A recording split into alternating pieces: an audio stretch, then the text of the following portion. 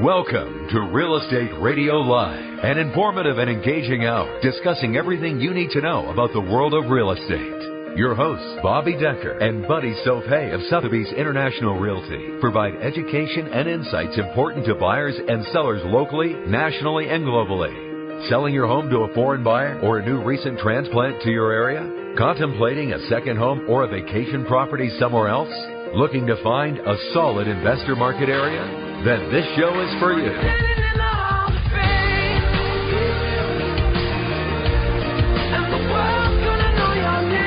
And now, to guide you around the world of real estate, here's your hosts, Bobbi Decker and Buddy Sophey. And welcome to another fabulously interesting program. We're going to be talking about all this tax reform stuff that's floating through the air. And we have a fabulous guest who's going to just enlighten us. And if you feel the need, you can call in. You know our lines are always open to get a phone call from you all. 1-800-516-1220. It's 1-800-516-1220. It is Friday afternoon, isn't it, Bud? Numbers get in the way sometimes. They do. They really do. But I have to tell you, we're really looking forward to it. Thank you again. As you know, we have a number of items and issues sitting before the House of Representatives and the Senate, and you know that we always are poking fun at them for their lackadaisical or infighting. Not so much lackadaisical, right, Bud? We probably poke fun at them for a lot of reasons. The list would probably take up the whole show. So we're going to drop that. And I'm going to just talk about the National Association of Realtors and the California State Association of Realtors and the fact that we work so very, very hard to protect private property rights. And, you know, someone's got to speak clearly for the property owner, and we leave it to Congress without any input. You can guess what's going to come out, right? Yeah, it's not going to be pretty. So why don't you introduce our guest? I know you heard him just the other week. Well, that's why he got invited here. He's fabulous. He gave a great presentation.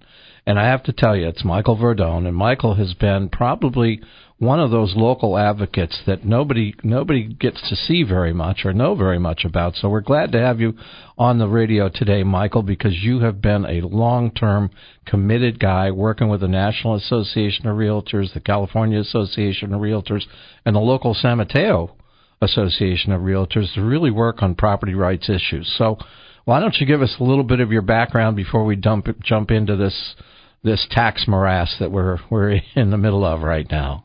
Well, thank you, Bobbi and Buddy. It's a real pleasure to be here, and thank you very much for inviting me.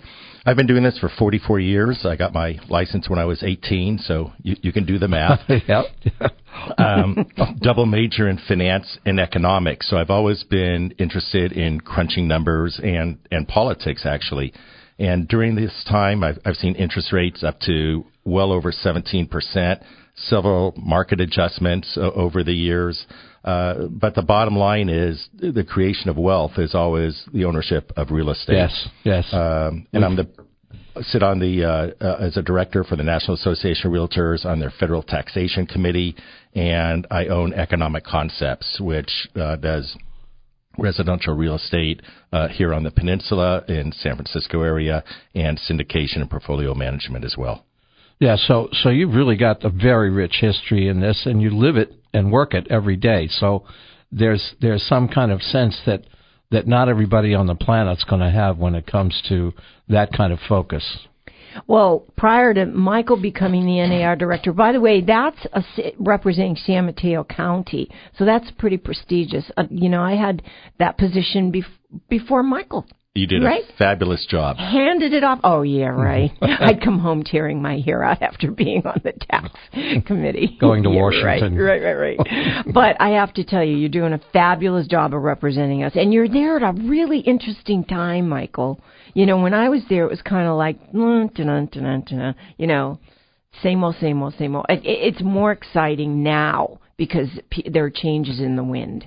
I think so, too. And really, no other group represents a homeowner, a property owner, better than the National Association of Realtors, or locally here, the California Association of Realtors. Mm-hmm. We need to be at that table to give our input there for the tax changes that are coming down the pike. Yeah, that's critical. And there certainly are going to be a number of them, it looks like, in this particular round that are going to be hitting very close to home. Well, I think that you need people. I often say when we went there, Michael, because I did it for probably 3 years. I was the representative here from San Mateo County. But you go over there, and it's almost like the moat that surrounds the island of what's known as Washington, D.C., and they're not necessarily looking at it with the same eyes and ideas that the man that gets up every morning and goes to work every morning and comes back and has the kids and got to put them through college and take care of the household. You know, they have real issues. It's like they're living in rarefied air over here. So I love the fact that they do bring the realtors in, because we are with these people day in and day out. We help them move from their little 2-bedroom, 1-bath that they bought when they were just a little couple into the 5-bedroom, 3-bath, because they've had lots of little bambinos, right? What's really frustrating is that you're not necessarily talking to the Congress members or the senators over there. You have a whole cadre of their associates, yes, of their interns. And these interns are 20 to 25 years old, never owned a piece of property, think everything is a loophole. And so your main job, and especially this tax bill is 492 pages, senators and Congress members, they don't read every page. I wish they did. And they have that and Obamacare and gun control. I mean, so much on their plate. It's our job to educate through the interns in describing scenarios. What happens if you eliminate a 1031 tax-deferred exchange? What happens if you raise a tax on this house or this exchange? What happens if you enact what they want to act now and get rid of the state taxes or the property taxes state by state? So that's something that we'll discuss too. Absolutely. So I know Buddy said you what did you do at the meeting that he was so in awe of? Because he came back and he goes, that was the most succinct explanation I have heard in a long time. And I go, oh, Michael kind of gives you those kind of explanations. But I missed it. I had another conflicting meeting. So tell me, and tell our listeners. Well, I'd like to talk about really the two issues that they're looking at right now. The House, as you know, passed their budget yesterday.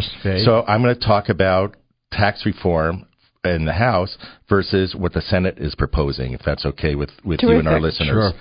So on the House side, we're very, very opposed to the Tax Cut and Jobs Act. I mean, it sounds like such a wonderful thing, right? I mean, I'd be on board for that.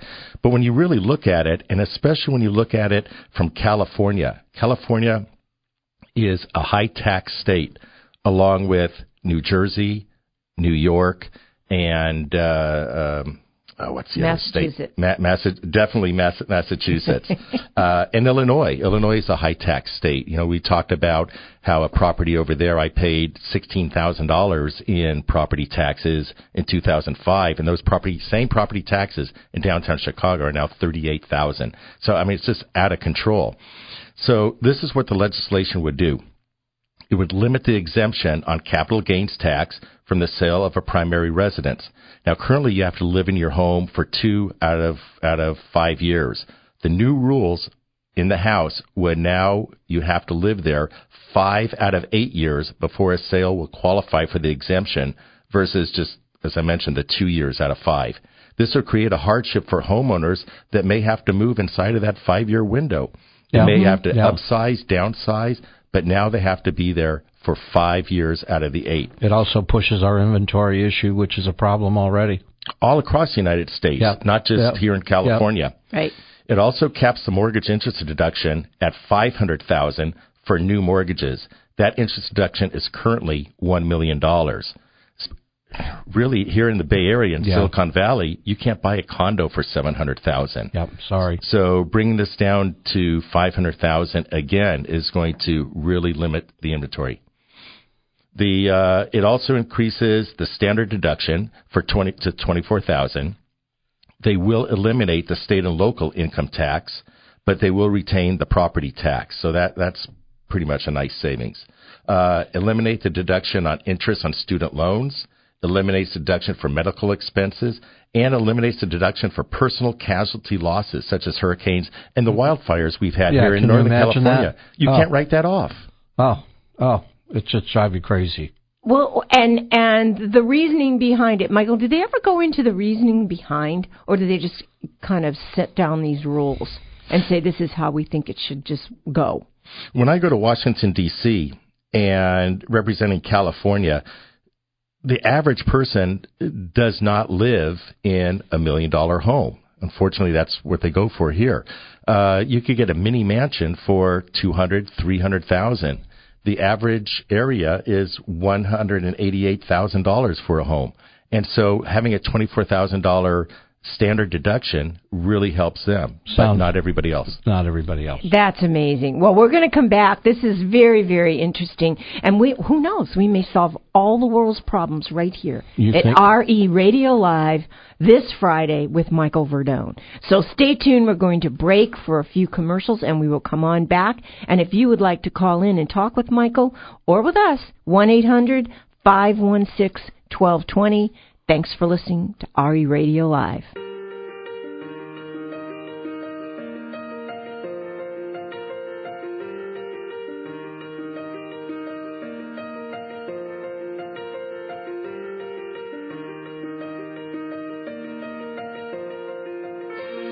For more information on today's program, visit RERadiolive.com.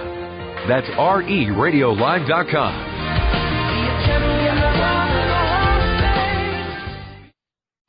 Are you and your lifestyle fulfilled by the properties that you own? Do you need to rethink or look at different options, perhaps even in different places on the globe? Either locally or globally, you need competencies and commitments to achieve your goals most effectively. Bobbi Decker, working with her teammates in Sotheby's International Realty, with over 750 offices in 52 countries and territories, can help. Even here in the San Francisco Bay Area, if a property isn't what she or her team believes they can effectively market, they will find a high-quality Sotheby's agent that has the right expertise. For more information or assistance, contact Bobbi at 650-346-5352. Visit her website at www.bobbidecker.com or email bobby.decker@sotheby'srealty.com. That's bobby.decker@sotheby'srealty.com. Welcome back to Real Estate Radio Live, streaming live on iHeart, TuneIn, and KDOW.biz. For more information on today's topic or guest, just visit RERadiolive.com. That's RERadiolive.com. Again, your hosts for today's edition of Real Estate Radio Live, Bobbi Decker and Buddy Sopé. And welcome back. Welcome. We're here talking about the tax programs and all the changes they're wanting to make in the tax code. But before we jump into that, I want to give you some ways that you can reach us. If you'd like, you can go to RERadiolive.com. You can also go into our podcasts. I have Bobbi at BobbiDecker.com, where you can go and hear any of the older programs. You can catch this one when we're finally done. Or you can give a call to me or text me at 650-346-5352. And then again, if you want to call in, it's 1-800-516-1220. We love hearing from you at RE Radio Live because we're here to educate you, because what do we always say? An educated consumer will make a great decision. So we're here, and Michael Verdone, Buddy, what is he going to talk about next? Well, just before we jump in on that, I wanted to mention that a lot of people are listening to us live around the world these days. If you go to www.kdow.biz and click on Listen In or Listen Live, you can listen to this program any place in the world. And the podcast, we have to tell you folks that we've been up to about 10,000 downloads a month on podcasts these days. Kind of exciting when you look at America as the primary place, but China, Canada, and the UK are number 3, 4, 5 right after the United States. But we're really back on our tax issue that is very prevalent in the news. Yesterday, the House passed their version. And Michael gave us a great breakdown on some of the issues that maybe people don't hear about normally that aren't too attractive, particularly for some of us here in California. How about the Senate bill, Michael? What are we looking at from their perspective? Thank you. Well, the Senate is different, but in different ways. It's not as erroneous, I think, to homeowners, but much is the same. It does retain the current mortgage interest level, so the MID, unfortunately, though, is not indexed for inflation. So when you have a cap of $1 million or $500,000, what is that really going to be worth 5 years, 10 years from now? Yeah. So there's no inflation index. It also doubles the standard deduction. It also limits the exemption on capital gains tax from the sale of a primary residence, the same as the House. 5 to 8 instead of 5. Correct. Yeah. Mm-hmm. It eliminates the interest deduction on all home equity loans. So currently you could have a home equity loan of up to $100,000. Many people use this to remodel their home, do improvements, maybe even send their kids to school. Right. But now you cannot deduct that at all. So that's a major change. It also eliminates deductions for all state and local taxes, unlike this House bill, which only eliminates local taxes. This also eliminates property taxes. Again, very, very disastrous to California. It eliminates the deduction for moving expenses, except for an exemption for military families. And it requires a presidential declaration of disaster to use the deduction for personal casualty losses. Well, I could understand that in a hurricane, a major fire, but what if, my home and the home next door was burned down? Yeah. The president's, I could be friends with him. He's not going to do You can't just ring each other or tweet one another? No, it just doesn't happen. Oh. All this from a tax bill is supposed to improve the tax system. Not only is this legislation a clear and present danger to American homeownership, it will cost our children and grandchildren at least $1.5 trillion in federal debt over the next 10 years. American homeowners already pay 83% of all federal income taxes. They should not have to pay for these type of tax cuts as well. Here we go again, right? Here we go again. Well, that's just all the dollars and cents. They've got to add up in the context of what we can do to budget. How do you offer a tax plan? And you've got to generate enough revenue to run the country. I totally get that. But where are they coming up with these ideas, Michael? I know you sit there at the round table because I used to be there, and you really, really do try to understand where they're coming from. I wish I could answer that, and I don't think the congressman next to the next congressman knows where they're coming up with these ideas. Do you think it's lack of on the street? Because I think they live in rarefied airs with their private jets and all. I really do, Michael. And I think you've got to be on the street and dealing with families who see a home as stability, raising children, having a legacy. What do you think? Well, I'm going to bring this to street level. And I put together an example so our listeners could really relate to some of this. Let's say you have a combined income of $150,000 and you live in a home worth $1.5 million. Now, I know for a lot of the United States that's obscene, but here in the Bay Area, certain areas of Los Angeles or what have you, I mean, this is a typical starter home. It really is. So, if you cannot deduct $150,000 on your income, and California taxes are the highest in the nation at a little over 13.8%, your taxes would be on that $150,000, roughly $16,000. If you could only deduct $10,000 of your property tax on a $1.5 million home, those taxes are going to be roughly $15,000. No, excuse me, more than that. Out of $500,000, that comes out to about $20,000 in property tax. Add the 16 plus 20, that's income of $36,000 that normally you could write off for federal taxes. You cannot. And so if you're in the 30% tax bracket, that comes out to $10,800 increase that somebody who makes $150,000 lives in a standard house will be paying more. That's not helping the average homeowner in a high tax state. Yeah. No. So the high tax states don't seem to matter for Congress. Not all. Households making between $200,000 and $500,000 might be the biggest so-called losers of the Senate Republicans' recently released tax reform bill. People who earn between that would see the most tax increases under the Senate proposal. And about a quarter of all households earning an income in that range would pay more in 2019 under the plan. And 1 in 3 would get a tax increase by 2023. Fewer households with incomes over $1 million would end up paying more under the proposal, and only 18% would actually see a tax increase, while 82% of those would make a tax cut. Now, I don't make $1 million, and I don't know how many of our listeners do. Mm-hmm. Well, mm-hmm. There's probably a few of them out there. Not this year, not last year. Well, there's a lot of investors out there that listen to this station, though. So. Well, that's true. That's very, very true. But the thing is, now these numbers are they're worrisome. They're worrisome because I have to say that it's kind of cool to see this bubbling up, seeing the stock market do really, really well. See, people are starting to feel a little more flush. What was it? Walmart came out with some phenomenal figures yesterday that really pushed the market up. So there's kind of this things are kind of going along.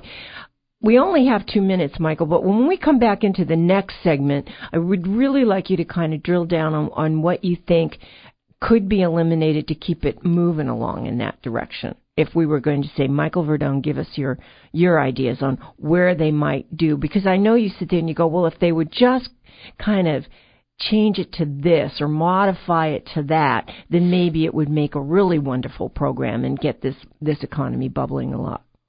Well, I also think that we have to be realistic. They have certain parameters that they have to live by. So if we're going to do some of these tax changes, the bottom line is we're doing apparently a wonderful thing for big business, but not necessarily, as we're now finding out, for at least those of us in California, or a number of us in California, New York, and other high-tax states. Does it have to go this far for business? There's an interesting question, isn't it? It is interesting, and Michael, you'll come up with the solution, right? Put you right on that hot seat. I may. Okay. Well, we're going to have to break for some more commercials, and we will come on back. RE Radio Live. Stay tuned for the latest and greatest in real estate news. Thanks.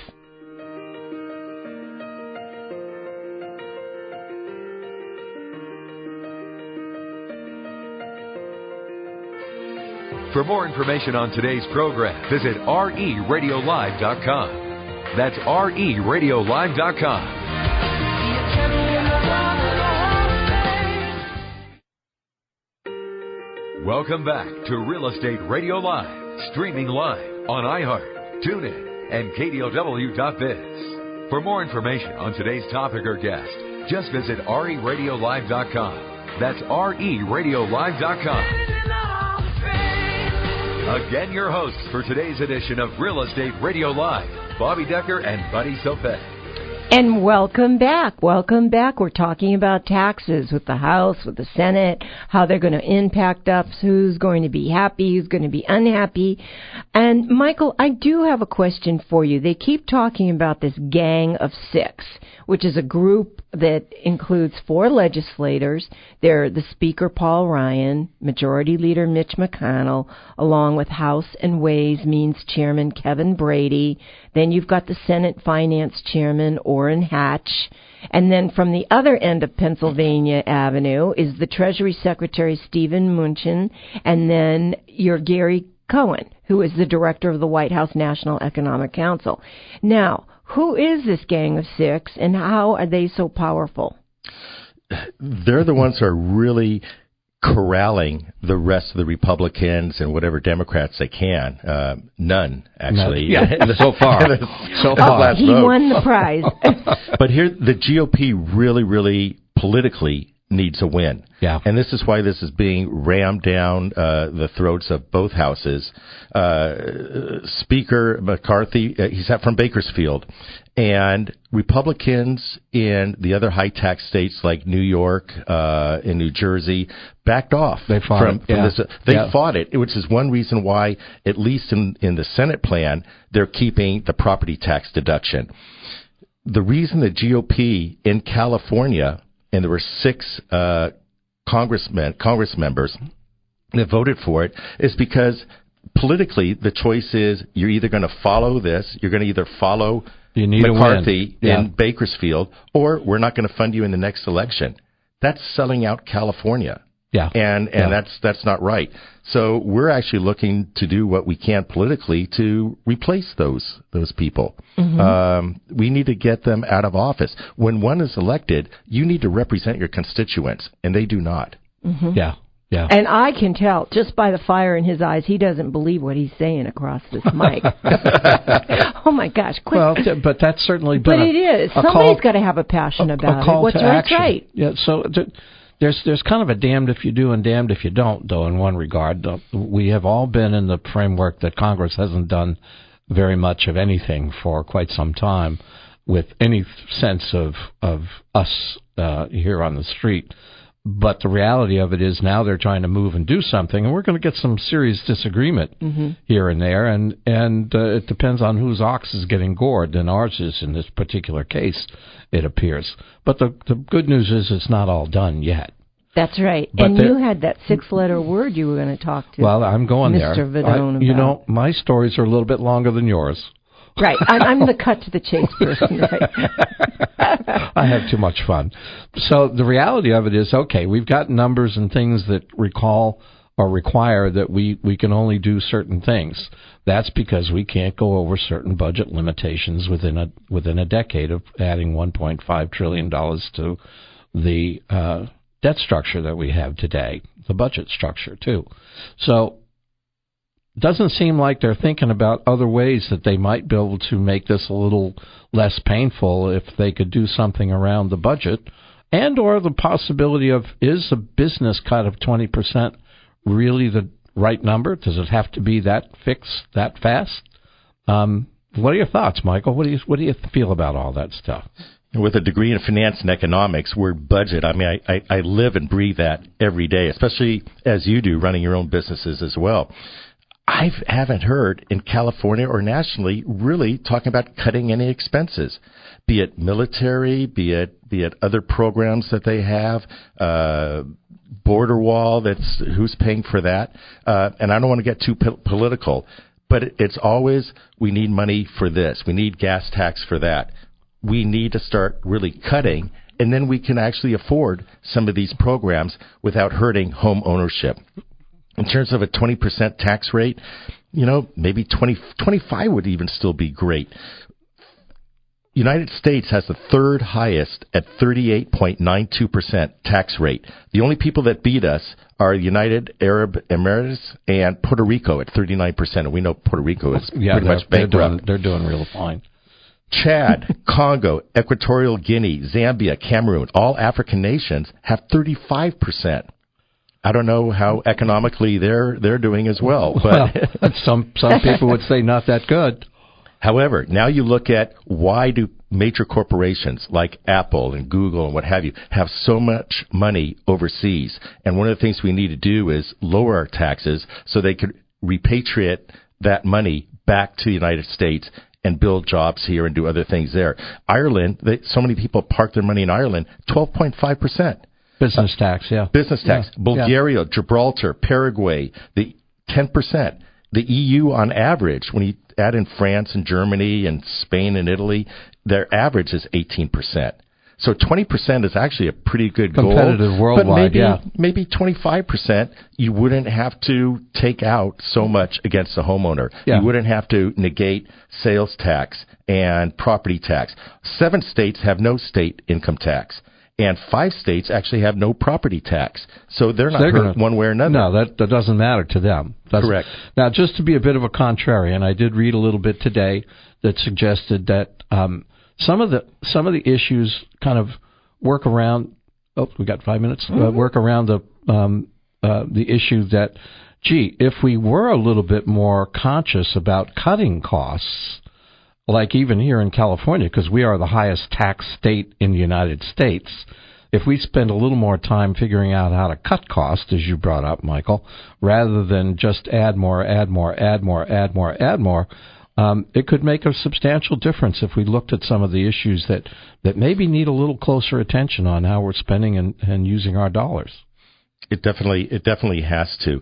And if something like this passes, they project that here in the Bay Area and most of California, home prices will decrease by 18%. 18%, that's major. That's a serious drop. That's serious very quickly. Drop. Yeah. And that's going to affect, obviously, property taxes that the state gets. And it's going to put pressure on the state of California, which is what Washington is really doing. They're saying, you know what, why should we shoulder the burden of a high-tax state? You know what, you need to get your act together, and you need to reduce your own taxes and for the benefit of your constituents. Well, I have to jump in on that because of this gas tax that they just added this year.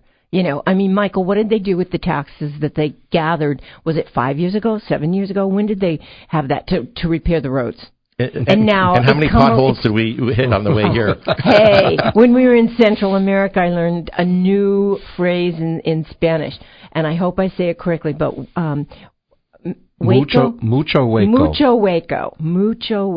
which is many potholes. Many potholes. Big potholes. And I got to tell you, California's competing with those because they are just damaging so many cars. But the whole gist of this conversation just right now is what did they do with the money they collected from us the last time?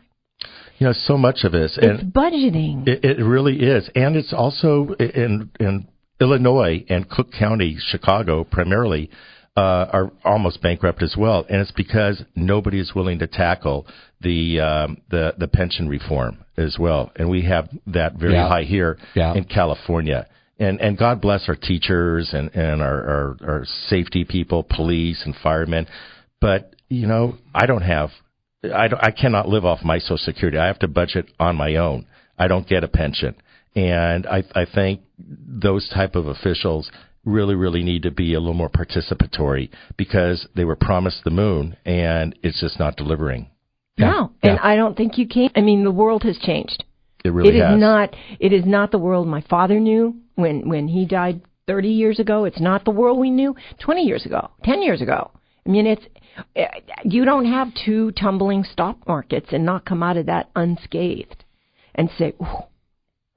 Well, with this tax reform, every day is a new day, so who knows what's going down the pike. Well, and I do love the fact that you're even talking budgets because people seem to forget you just can't keep funding things. And we talked about that in the drive over, you know, switching off funds that should have been allocated to one thing, and then they were for apples, and now we're funding oranges. Absolutely. In fact, when you look at a bill could start out with one thing, and then they call it pork, I guess. They attach something totally different to that bill. And when your own Congress member says, "Oh, I didn't vote for that bill," you go, "But that's a good thing." What the American public doesn't realize is there were maybe 8 things attached to that that would have been bad. Yeah. And there's almost like a bait and switch in Congress and even here locally, where you could start out with a bill, it gets approved by one committee, but rejected by another. You could change that bill. Mm-hmm. You could put in a bill that instead of building bridges, that maybe lets sexual predators out in 10 years instead of life in prison or what have you. And because it actually passed this one committee, it can now just go to the second committee and out to vote or out as law. I don't get it. That should not happen this way. You should not be able to, and I don't get it either. And that was one of my biggest frustrations when I was one of the directors for NAR, is because they started to tell us these bizarre things that they would attach to bills that had already been passed. The bridge to nowhere, all those kinds of things. Absolutely. Yeah. You got the money, spend it. Yeah. I know. You just got to love it. Well, I think the three of us will probably get it all set, totally going in absolutely the right direction, correct? Yeah, right. With that, I'm just so happy you're here, Michael, because it's nice to hear a common sense view of something. Incredible fun. Absolutely. Pass it off to our listeners. So 1-800-516-1220. It's RE Radio Live that you are listening to, and we will be right back for our fourth and final section.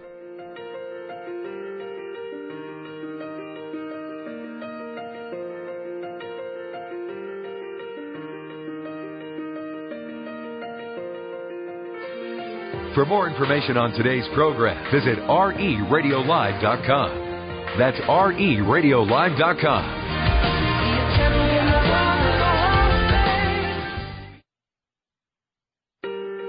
Welcome back to Real Estate Radio Live, streaming live on iHeart, TuneIn, and KDOW.biz. For more information on today's topic or guest, just visit RERadiolive.com. That's RERadiolive.com. Again, your hosts for today's edition of Real Estate Radio Live, Bobbi Decker and Buddy Sophet.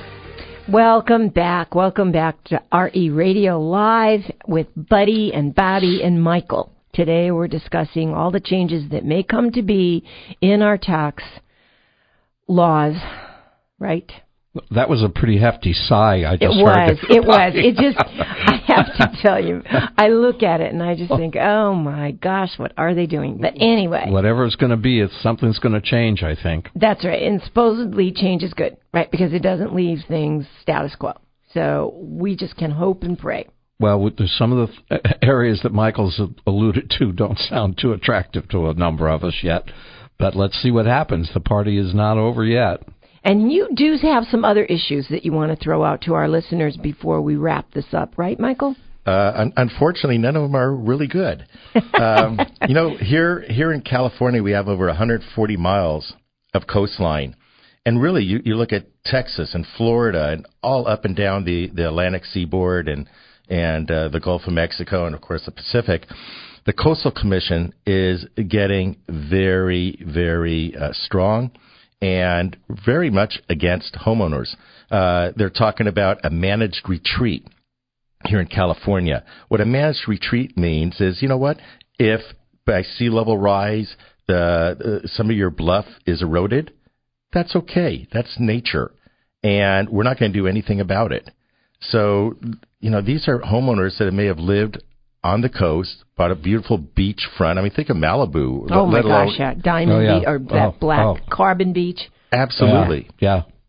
All over. And so here in California, the Coastal Commission's treatment of these homeowners is really part of an anti-seawall agenda that the agency has been imposing up and down the coast. I'll give you a quick example. These two property owners lived on a bluff overlooking the ocean down in Encinitas, that's near San Diego. They had a seawall and a lower portion of the long-existing stairwell down to their beach that they shared destroyed during a severe storm about 5 years ago. The Coastal Commission had other ideas, though. It put any repairs to their stairway and would only grant a temporary 20-year permit for the seawall, after which the homeowners would again have to seek permission from the commission to tear it down. Of course, that's not going to happen. So, they spend millions, tens of millions of dollars to move sand from one location to another to protect a beach, and yet a homeowner's right to protect his own property, they're thwarting. That's definitely not right. CEQA, that's really big, and it's pretty much a legal way to stop building. If I don't like the high-rise or the shopping center or apartments are going next to me, I could file a lawsuit with CEQA to actually stop that, saying, you know what, the environmental impact report wasn't done right. And there's another 2 years for the developer. Yeah. We had somebody that did some work over on the coast. Took 7 years. 7 years. Yeah. And they're paying for the property. They're paying for permits. They're paying for attorneys. Yeah. It's insane. It's insane. It really is. Housing, of course, is a shortage. As you know, I've been doing speeches up and down San Mateo County against rent control ordinances that people were thinking about. Rents are high because in California, we need 150,000 new housing units per year, and we're building 40 or 50,000. And this is for the past decade. Right. Yeah. We are well Absolutely, over Michael. 1 million houses short. You can't put it on the property owner. And these are little mom-and-pop people that invest in themselves. This is their Social Security. Yeah. This is their retirement. They don't have a pension. They don't have a pension. They're doing investment and properties. You're telling them, you know what, you cannot charge fair market rent. You have to subsidize, because we as a city failed to build housing. So we're going to demand that you subsidize this tenant's rent. It's not right.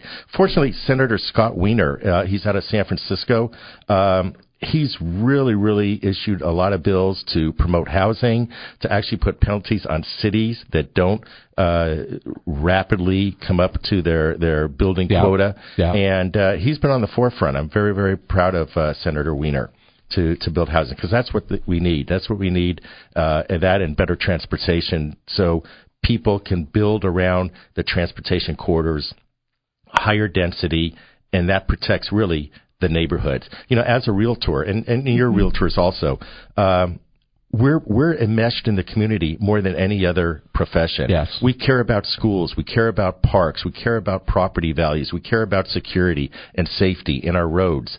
And this is why it's really important for us to represent the homeowner, because no other organization, trade organization, protects them. You're absolutely right. And that's why we go to D.C. That's why we go to D.C. That's why we go to CAR meetings. That's why we jump up and down and say, look at me, look at me, look at me, and pay attention to what I'm saying. Yeah, because we know what's going on in the street. They call it the American dream because it builds wealth, and the things you do to destroy that or put shackles on that are just a horrible approach to trying to do things. You have to be in a business that says let people have an opportunity to gain some traction here on the planet. And if you take away all the benefits that owning a home had for them, what a mistake that seems to be. Buddy, you said a key word, builds wealth. The average renter retires with about $5,900 and hoping on Social Security or friends. The average homeowner retires with $288,000. Now, this is all over the United States. Yeah. So $288,000. It's a wealth-building vehicle. It's a forced savings account. It's the cornerstone. It's a savings and it builds account. your neighborhoods, and it stabilizes things, and it gives people a feel of belonging. We laughed so hard coming over in the car because we were talking about how our parents said, go out there and play and have fun, but don't get hurt or I'm going to kill you. And 50. But that's a neighborhood that was free of crime and lots of wonderful homeowners. Michael, if they want to get you, what's a good... Oh, quick. Michael. Michael at michaelverdone.com. That's V as in Victory, E-R-D-O-N-E. Michael at michaelverdone.com. Thanks for very much, and thanks for listening in. RE Radio Live. We sign off for one more week. You've been listening to Real Estate Radio Live. For more information on today's program, visit RERadiolive.com. That's RERadiolive.com. Tune in, log in, download our podcast. Discover more at RERadiolive.com. RERadiolive.com.